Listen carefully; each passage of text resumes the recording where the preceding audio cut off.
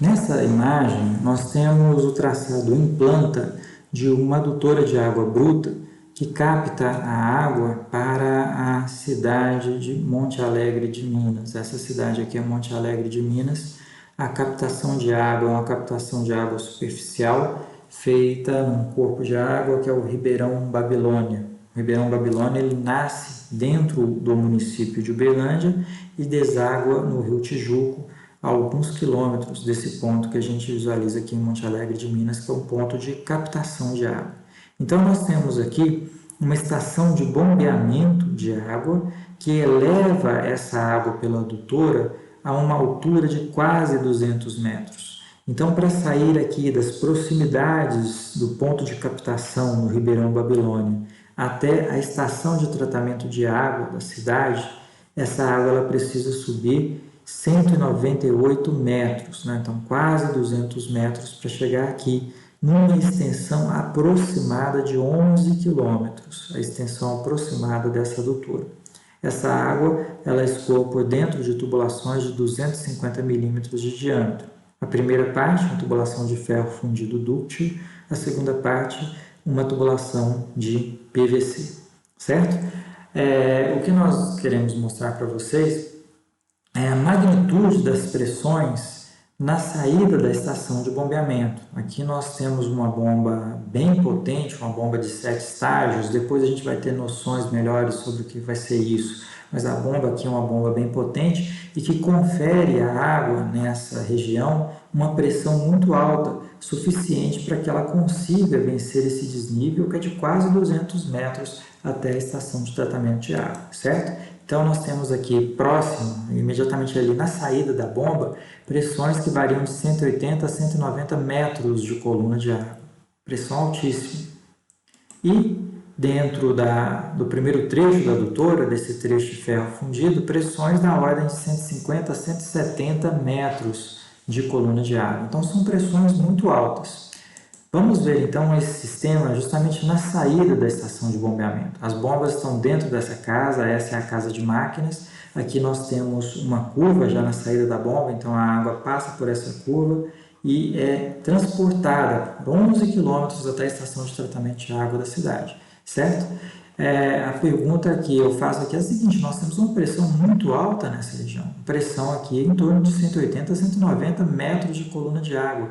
Teria sentido instalar um piezômetro para medir a pressão nesse ponto? Não teria, porque teríamos um piezômetro de 180 a 190 metros de altura se ele fosse utilizado para medir a pressão nesse ponto. Isso é totalmente inviável, certo? Ter um tubo de 190 metros de altura.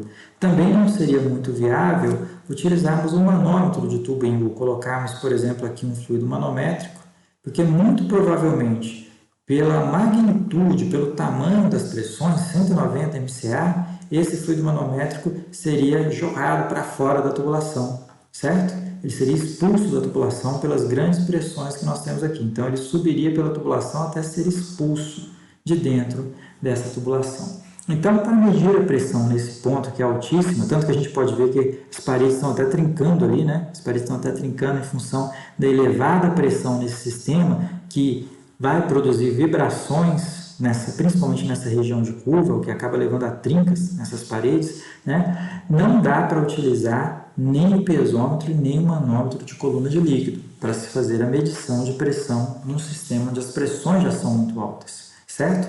Então, a nossa alternativa aí passa a ser utilizar manômetros que não usam diretamente o princípio da distribuição hidrostática de pressão, ou seja, que não utilizam colunas de líquido. São manômetros mecânicos ou os transdutores de pressão, os tipos de medidores que nós vamos ver a seguir. Bom, aqui então nós temos o exemplo de um manômetro mecânico instalado sobre uma tubulação. Aqui está a parede superior, geratriz superior de um tubo. Esse manômetro ele é acoplado ao interior do tubo, portanto, ele precisa ter aqui uma perfuração, por onde há o acoplamento do manômetro com a parte de dentro do tubo, e a pressão da água no interior desse tubo faz com que esse ponteiro se movimente, marcando aí o valor da pressão. Se a pressão aumenta, logicamente o ponteiro acusa um valor maior de pressão. Ele gira aqui no sentido horário, né, acusando um aumento da pressão. Se a pressão cai, esse ponteiro desce, acusando o decaimento da pressão da água nesse ponto. Então, esses são os manômetros mecânicos, que são os tipos de manômetros mais utilizados na prática. São manômetros como esses, os mais utilizados para se medir pressões em tubulações. Vamos ver os diferentes tipos de manômetros mecânicos que existem, então, e seus princípios de funcionamento. O primeiro deles é o manômetro com tubo Bourdon, ou manômetro tipo C.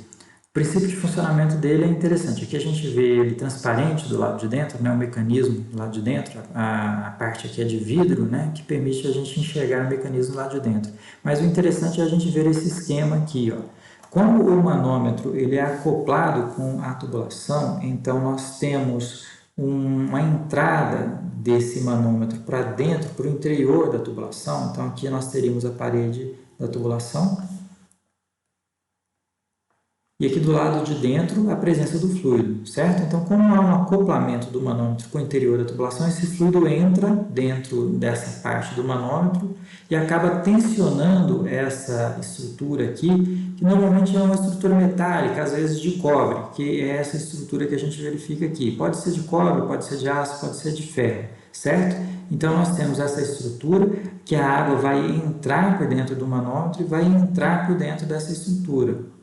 E com isso, com a entrada de água sob pressão dentro dessa estrutura, ela acaba tensionando essa estrutura e produz o movimento do ponteiro, conforme a gente verifica aqui, certo? Então, é um dispositivo bastante interessante, nos tipos de manômetros mais utilizados que nós temos, os manômetros com tubo Bourdon, ou tipo C.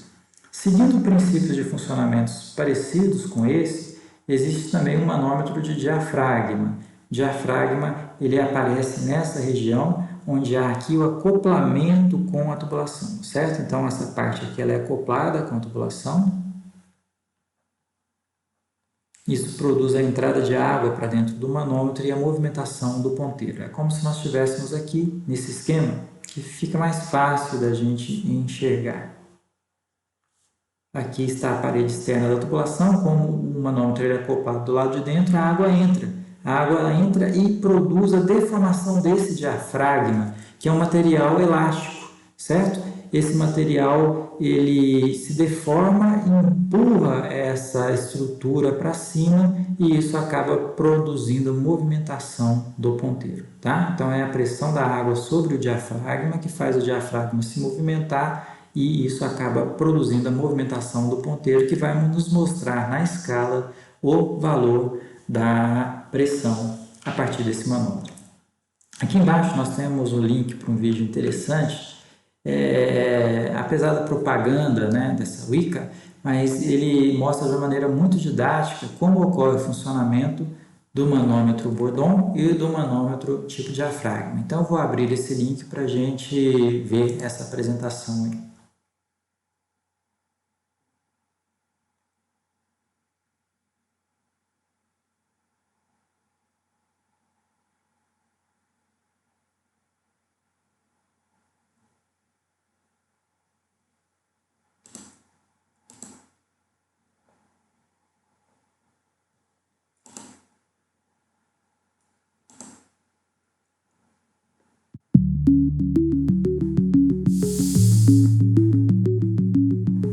In industrial measurement technology, two different types of pressure gauges are used: Bourdon tube pressure gauges and diaphragm pressure gauges. They have different operating principles and are therefore suitable for different applications. With Bourdon tube pressure gauges, the pressure is measured by a Bourdon tube transmitting pressure directly to the pointer. Bourdon tube pressure gauges can be used in a variety of applications and cover the majority of applications. However, when Bourdon tube pressure gauges reach their limits, then diaphragm pressure gauges are used. In diaphragm pressure gauges, the pressure is transmitted via a wave-shaped diaphragm to a link. This then transfers the pressure to the movement. Diaphragm pressure gauges show their strengths, for example, when measuring low pressures. Due to the large diaphragm surface, measuring ranges from 16 millibar are possible. For a bored-on-tube pressure gauge, on the other hand, the smallest measuring range is 600 millibar. Diaphragm pressure gauges offer good protection against overload since the diaphragm can support itself against the upper flange. Vica diaphragm pressure gauges offer 5 times the overload protection as standard ones. Optionally, even much higher overload safeties can be realized. Diaphragm pressure gauges also have advantages when used with critical media.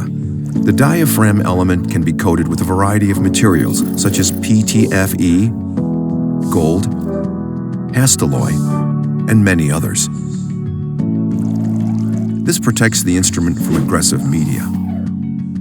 Optionally, the lower flange can also be lined with special material. Diaphragm elements with open connecting flange are also suitable for viscous media. Due to the large cross-section of the pressure port, this cannot clog. The decision for bored-on-tube or diaphragm pressure gauges thus always depends on the specific application. Here at Vica, we are happy to advise you on the right choice of pressure gauge for your application.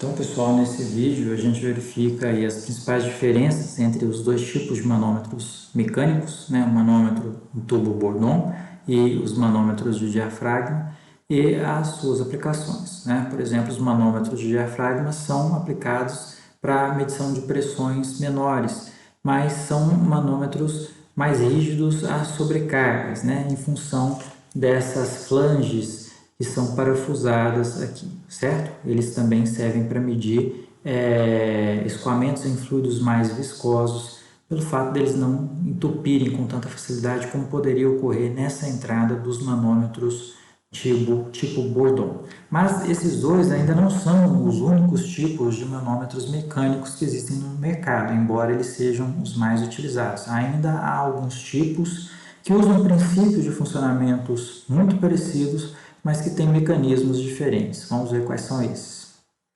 Podemos encontrar também os manômetros helicoidais ou de Foley, onde existe essa espécie de mola que é acoplada ao ponteiro, né? Essa mola ela é distendida ou comprimida em função do valor da pressão interna no tubo, né? E isso acaba produzindo a movimentação do ponteiro no mecanismo interno. Então, é como se essa porção do manômetro estivesse instalada, acoplada dentro da tubulação, né? Essa aqui seria a parede superior da tubulação.